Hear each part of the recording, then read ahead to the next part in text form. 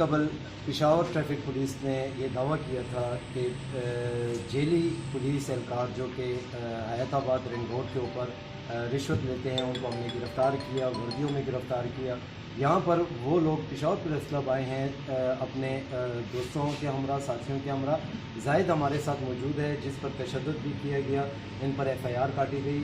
ये शुक्रगुजार हैं उस अदालत के जिन्होंने इनको रिहाई दी। इनसे बात करते हैं, इनसे जानेंगे कि क्या वाक़या था और कैसे पेश आया। जी जाहिद भाई, ये क्या वाक़या था और कैसे पेश आया? औज़ु बिल्लाहि मिनश शैतानिर रजीम, बिस्मिल्लाहिर रहमानिर रहीम। सबसे पहले मैं तो आप लोगों का शुक्रिया अदा कर रहा हूँ कि हमारे आवाज़ अफसरान बला को आप पहुँचाते हैं। ये भाई इस तरह था कि मैं उधर मछली होटल में बैठा था, तकरीबन 3 बजे थे। वो पहले हमारे दोस्त को पकड़ा था, ये पीछे जो खड़ा है अख्तरमान शाह को, और फिर उनके बाद हमको पकड़ा।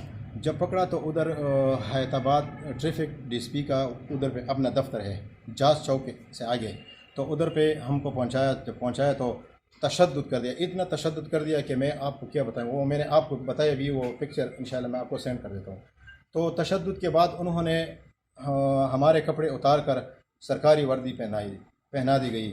जब सरकारी वर्दी पहना दी गई तो तकरीबन वो 4-5 बजे थे। फिर रात के वक्त हमको उधर वो ट्रक के पास ले गए और उधर पे वीडियो और तस्वीरें बनाए। फिर तकरीबन 8 बजे ताने सरबंद को हवाले कर दिया।